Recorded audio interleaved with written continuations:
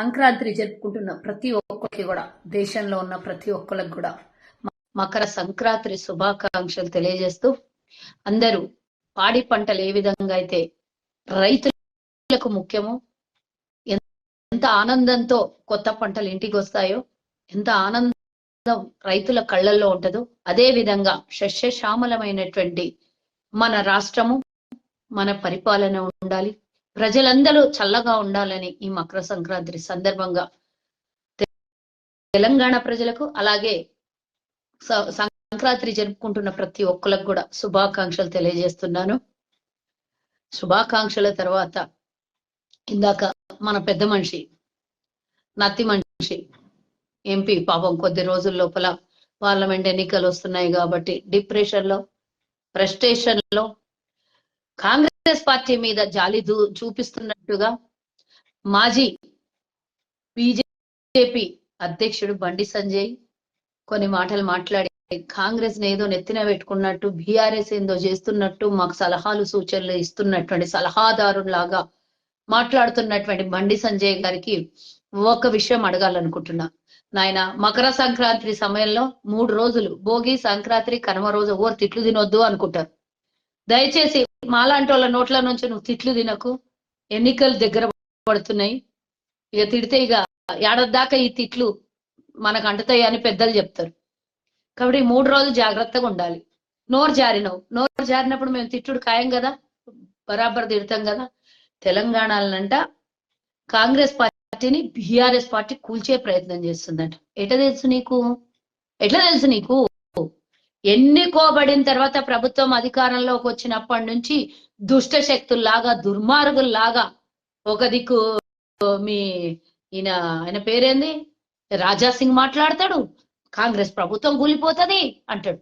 నువ్వేమో ఆయన 6 నెలల లోపల అన్నా, నువ్వేమో పార్లమెంట్ ఎన్నికల తర్వాత అంటున్నావు. అంటే కేసీఆర్ ఏమన్నా ముందు చెప్పిండా ఏంది మీకు? పార్లమెంట్ ఎన్నికల తర్వాత కాంగ్రెస్ ప్రభుత్వం కూలిపోతుంది, అవసరమైతే మీరు మాకు సహకరించండి, కేంద్ర బలగాలని మాకు ఇయ్యండి, మేము ఆల్రెడీ మీకు ఎన్నో ముట్ట చెప్పినాము, ఎంతో పెద్ద పెద్ద బస్తాలు సదిరినము, బ్యాగులు సదిరినము, సుట్ కేసులు సదిరినము, తెలంగాణలో ఉన్న ఆస్తుల్ని కూడా సదిరినాం మీకు. ఇప్పుడు మా మాట వినాలే, వింటేనే మీకు తెలంగాణలో పబ్బం గడుస్తుంది. కాంగ్రెస్ ఉంటే మీ పబ్బం కడవది. కాబట్టి మేమే ఉండాలి మీకు శ్రీరామ రక్షలాగా అని కేసీఆర్ ఏమన్నా చెప్పింటే మళ్ళీ మళ్ళీ మాకేదో హెచ్చరిక ఇస్తున్నట్టు, కేసీఆర్ మా ప్రభుత్వాన్ని కూలుస్తున్నట్టు, మీరేందో మాకు ప్రజా క్షేమం కావాలి, ఏ ప్రభుత్వం అయినా సరే బీజేపీ పార్టీకి క్షేమం కోరుకుంటుంది అందరికీ అని చెప్తున్నటువంటి మీరు 9 రాష్ట్రాలల్లా మా ప్రభుత్వాల్ని కూల్చేసి లాక్కొని వేల కోట్ల రూపాయలు పెట్టి ఎమ్మెల్యేని కొనుగోలు చేసి పట్ట పగలు మా ప్రభుత్వాల్ని కూల్చేసిన రోజులు మర్చిపోయినరా మీరు?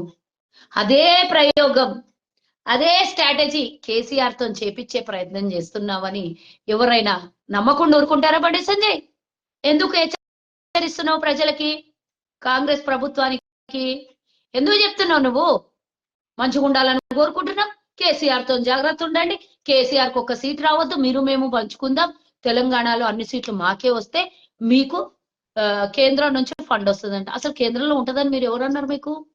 సరే, అయినా కానీ మీకెందుకు రావాలి? ఇప్పుడు 4 ఉన్నారు, ఒక కేంద్ర మంత్రి ఉన్నాడు. తెలంగాణకి ఏం నిధులు తెచ్చిండ్రు, ఏమేమి కొట్లాడి తెలంగాణకి ప్రత్యేక నిధులు తెచ్చిర్రు, తెలంగాణ ఏర్పడిన తర్వాత ఇయ్యాల్సినటువంటి బాకీలు బకాయిలు ఏమేమి తెచ్చిర్రు సోదరా 4 మీరు? ఎన్నడు పార్లమెంట్ లో కూర్చొని తెలంగాణ గళం విప్పినావు సోదరా నువ్వు బండి సంజయ్? నీకేమో హిందీ రాకపోయే, వాళ్ళకేమో పార్లమెంట్ లో తెలుగు రాకపోయే. నువ్వేం మాట్లాడతావు? వాళ్ళ తెలంగాణలకే అర్థం కాదు. ఆడున్న పార్లమెంట్ లో వివిధ రాష్ట్రాలకి నీ భాష ఏం అర్థం కావాలి సోదరు? కనీసం ట్రాన్స్లేటర్ నన్న పెట్టుకొని పార్లమెంట్ లో మాట్లాడించే ప్రయత్నం చెయ్యవు. ఎన్నడన్నా తెలంగాణ గురించి మాట్లాడినావా? తెలంగాణ నిధుల కోసం కొట్లాడినావా? 5 ఏళ్ళు గడిచిపోయి ఇట్లనే. నువ్వు ఎన్నిసార్లు పోయినావు పార్లమెంట్? మళ్ళానంటే మీకు గెలిపియాలనంట, గల్లీలో ఎవరైనా ఉండ, ఢిల్లీలో మోదీ ఉండాలనంట. ఇక ఇంతగానో ఎక్కువ అత్యాశ అయితే కేసీఆర్ కేటీఆర్ గిట్లనే 3ఓసారి అబ్కీ బార్ కేసీఆర్ సర్కార్ మళ్ళా మూడోసారి అధికారంలోకి వస్తాం, మేము హ్యాట్రిక్ సాధిస్తామని చెప్పారు. మీరు కూడా అదే వంత పాడుతున్నారు. ముందు మురిసిన మా పండగ పోలేరు కదంట, ఇట్లా మురిసినోడు అంతా బొర్రపడ్డారు. మేము చూస్తూనే ఉన్నాం. మీకంటే కొత్త కొత్తగా ఇవన్నీ, మా పార్టీకి ఏమి ఇవన్నీ పాతగానే. నువ్వు ఎక్కువ మాట్లాడి తక్కువ పని చేస్తావు, తక్కువ మాట్లాడి ఎక్కువ పని చేయి. నీకు ఇక కరీంనగర్ లో అంత నీదేనంట, తెలంగాణలో అంతా మీ ఓలే గెలవాలంట, మేము 15 గెలుస్తామంట. పోయినసరి కేసీఆర్ మీ దోస్తు ఉండే, ఎందుకు గెలవలే 15? తలా సగం సగం పంచుకోకపోయినరు. 8 ఎన్నో పంచుకుంటుంటే అయిపోతుండే కదా, మరి ఎందుకు రాకపోయా? మీకు 4 వచ్చినాయి, ఆ 4లో బోల్ర పడ్డాయి. ఒక్క జాగల ఫండ్ కేంద్ర మంత్రి ఉంటే కూడా మణిపూర్ లో చచ్చిపోతే ఇక్కడ తెలంగాణలో ఒక్క కనీసం వాళ్ళకి శ్రద్ధాంజలి తెలుపలే, వాళ్ళకి సానుభూతి తెలుపలే, వాళ్ళకి సంఘీభావం తెలుపలే, వాళ్ళ పక్షాన మాట్లాడాలి, మహిళల పక్షాన. నువ్వు ఇక దేశం గురించి మెత్త మాట్లాడుతావు. తోపు మునగాడిని వచ్చినావు, లావు మునగాడు వచ్చిండండి. ఎంతసేపు మోదీ మోదీ మోదీ అని భజన చేయడం తప్పించి దేశం అభివృద్ధి ఏం చేసిండు, తెలంగాణకు రావాల్సిన నిధులు ఏమి ఇచ్చిండు? వాళ్ళు కొట్లాడలే, మీరు ఇయ్యలేదు. మీ ఉద్దేశం ఏంటంటే మళ్ళా కేసీఆర్ మా ప్రభుత్వాన్ని గుంజుకోవాలి, మళ్ళా మీకు వాళ్ళ చెప్ప చేతులలో ఉండాలి, గదే మీకు కావాలి. కానీ అవన్నీ పప్పులు ఉడుకోవు.